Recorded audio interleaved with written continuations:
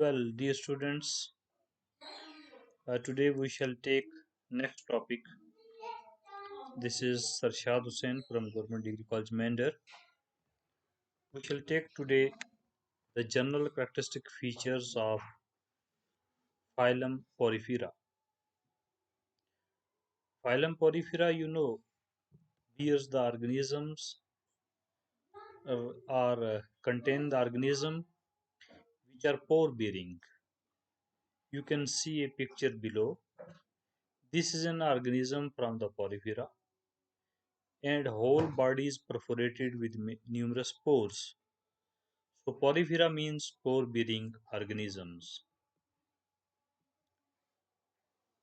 They are multicellular organisms with cellular level of organization. No distinct tissues are formed. Cellular level means that when many cells are put together, they assemble to form the body of the Porifera, but they don't form the tissues. So that is why the level is cellular.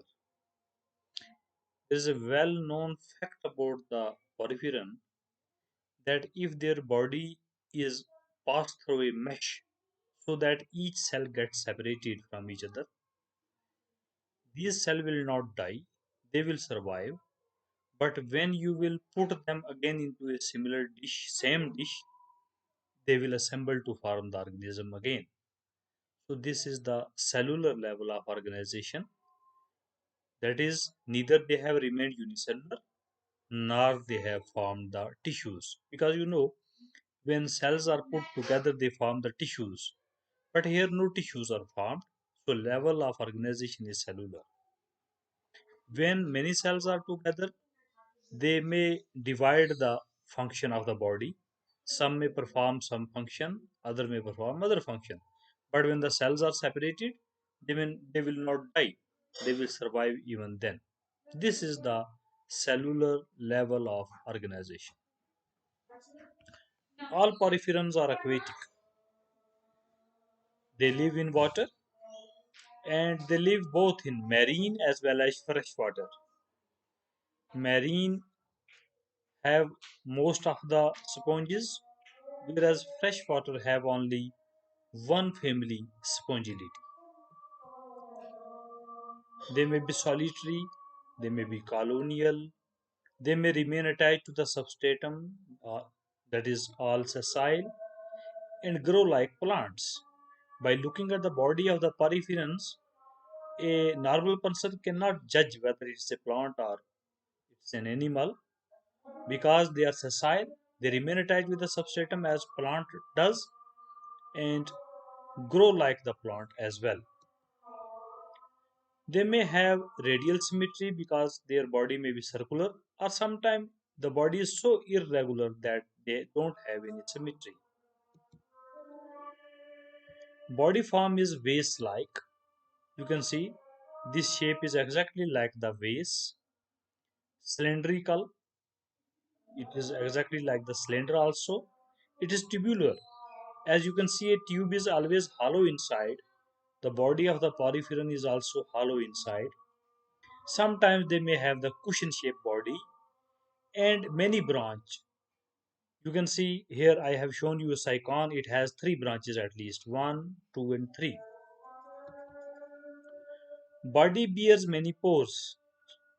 The two types of pores are there, ostia and osculum. Ostia are pores which are small in structure, small in size, but numerous on the body. So they are called the ostia.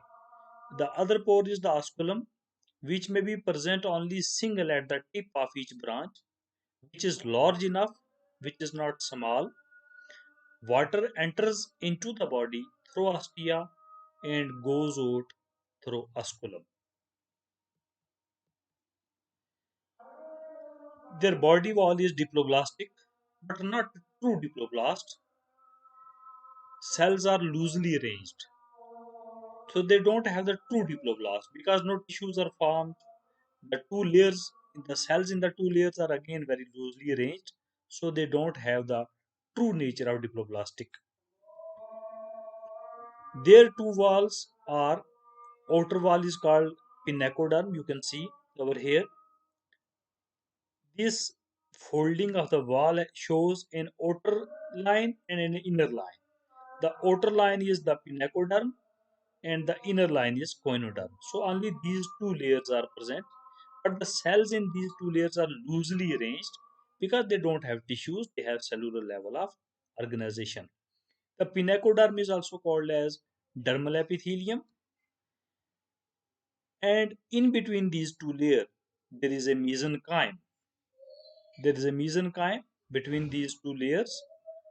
The mesenchyme bears the skeletal systems, the cells for which perform the function of the skeleton, and sometimes they also bear some cells which may freely move in the space. They are called the amoeboid cells. The the next layer, which is the coinoderm or the inner layer, is also called as gestral epithelium. So outer layer, the pinacoderm, is called dermal epithelium, whereas the inner layer is called the gestral epithelium. Then you may find in the body, as I have already said, that sponges are tubular, they are hollow inside. This is the cavity inside called the spongiocele. It is hollow but permeated by many pores. You can see many pores are opening into it.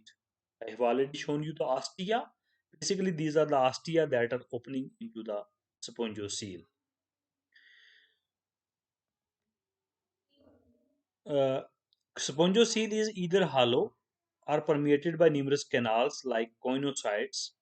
So basically, these coinocytes are cells which are collar flagellated. In the next diagram, I will show you how this layer, the coinocyte, the coinoderm, have the collar flagellated cells, whereas the pinacoderm does not have the collar flagellated cells. So this spongiocele is basically lined by the coinoderm cells, the coinocytes.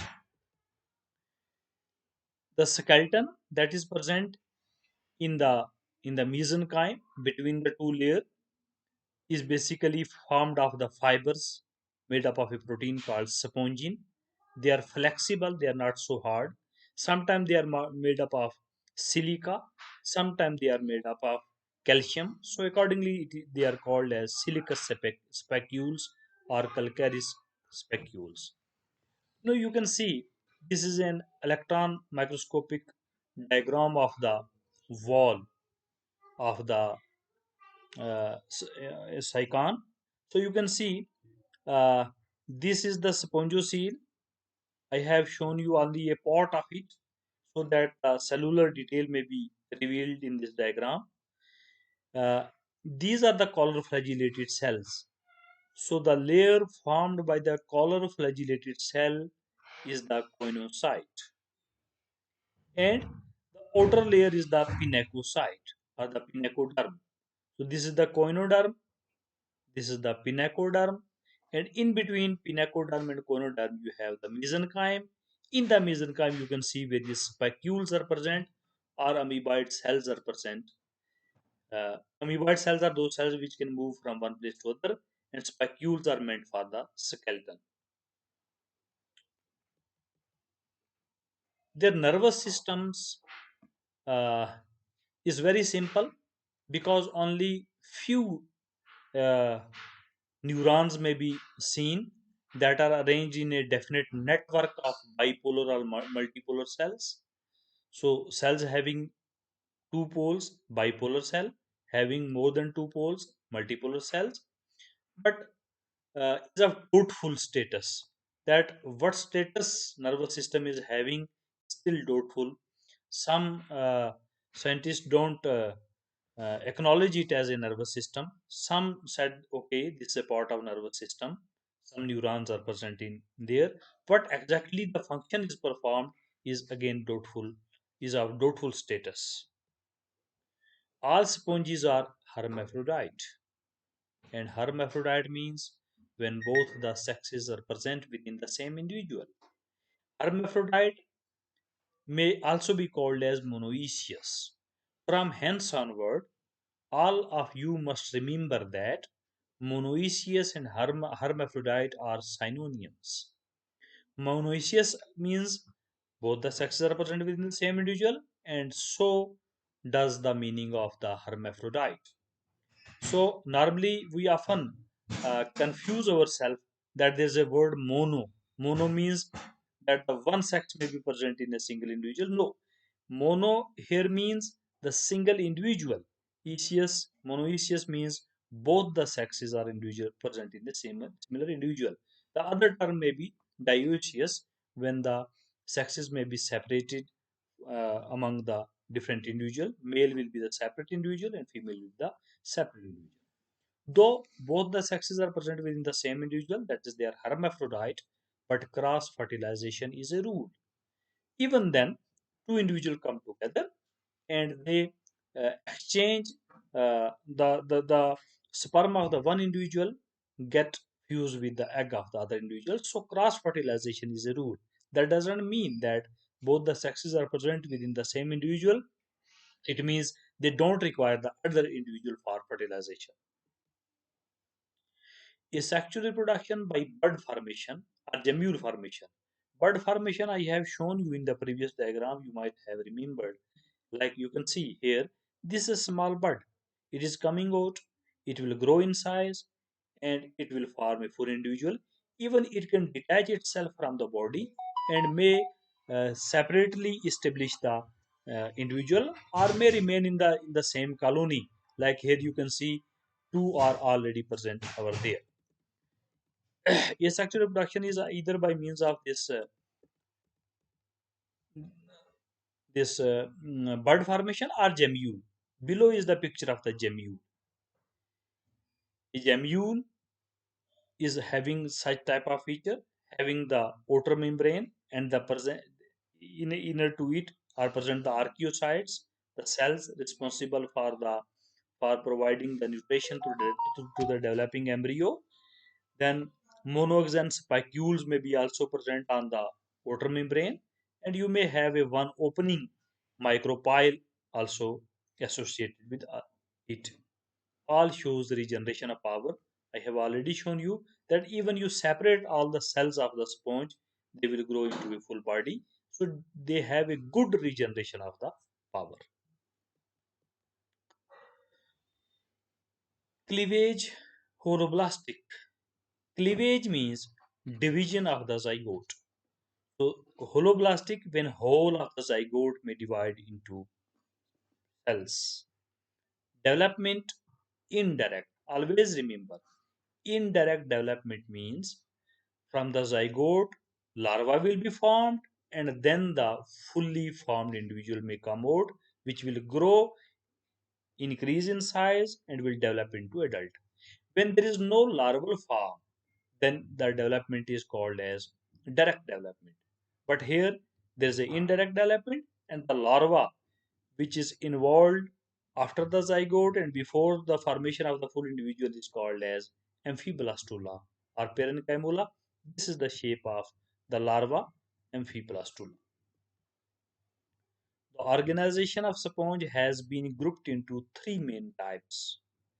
So, Ascon type, Sycon type, Leucon type, due to simplicity in forms and complexity in others. So, basically, by looking at their body, some have very simple type of the body, some may have the complex type of body.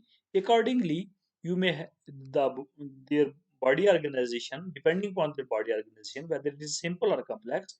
You may have a simple as Ascon, and you may have very complex like Leucon type of body. Thanks. This is all about the general characteristic feature of the phylum Porifera.